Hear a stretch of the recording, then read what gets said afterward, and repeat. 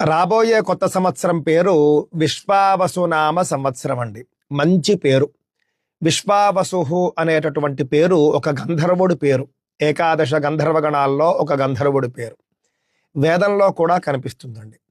వివాహం సందర్భంలో దంపతుల మధ్య ప్రేమను పుట్టించి పెంచి ఆ విధంగా దంపతులను కలిపేటటువంటి బాధ్యత ఈ విశ్వావసు అనే గంధర్వుడిది. ఆ విధంగా విశ్వావసు ప్రేమప్రదుడు. మంచి పేరండి. అంతేకాదండి, విశ్వావసు అనేటటువంటి పేరు మహావిష్ణువుకి కూడా వర్తిస్తుంది. మహావిష్ణువు అంటే మంగళప్రదుడు, శుభప్రదుడు. ఈ విధంగా మనకు ఈ విశ్వావసునామ సంవత్సరం పేరులోనే మనకు సానుకూలమైనటువంటి అంశాలు కనిపిస్తూ ఉన్నాయండి. సంతోషకరంగా అనిపిస్తూ ఉన్నది. ఎందుకు? క్రోధి నామ సంవత్సరంలో మనకు ఈ పరిస్థితి లేదు. క్రోధి అంటే పేరులోనే క్రోధం. ఇంటింటా గొడవలు, చీటికి మాటికి అపార్థాలు చేసుకోవడము, ఇవన్నీ కూడా మనం ఈ సంవత్సరంలో మనం చూసామండి. కానీ రాబోయే సంవత్సరం అనేటటువంటిది ప్రతి ఇద్దరి మధ్య కూడా ప్రేమాభిమానాలు పెంచేట్టుగా ఉంటుంది అని చెప్పేసి నేను భావిస్తూ ఉన్నాను. విశ్వావసు సంవత్సరం గురించి మనం ఒక్కసారి చూసుకుంటే, సర్వత్ర జాయతే క్షేమం సర్వశస్య మహార్ఘత, విశ్వావసౌ వరారోహే కార్పాసస్య మహార్ఘత అన్నారు.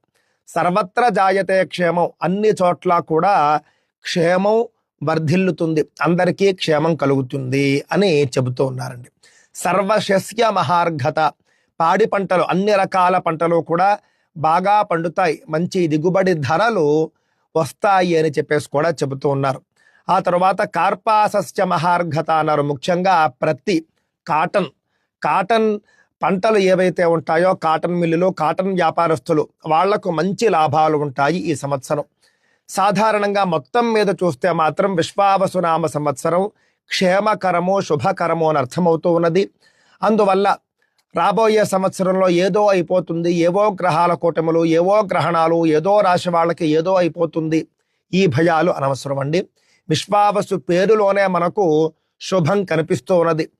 అలాగని ఏ కాలము కూడా 100కు 100% శుభం ఉండదు. కాకపోతే ఏది శాతం ఎక్కువ అని మనం చూసుకోవాలి. ఈ రాబోయే సంవత్సరం శుభం యొక్క శాతం ఎక్కువ దృష్టిలో పెట్టుకోండి.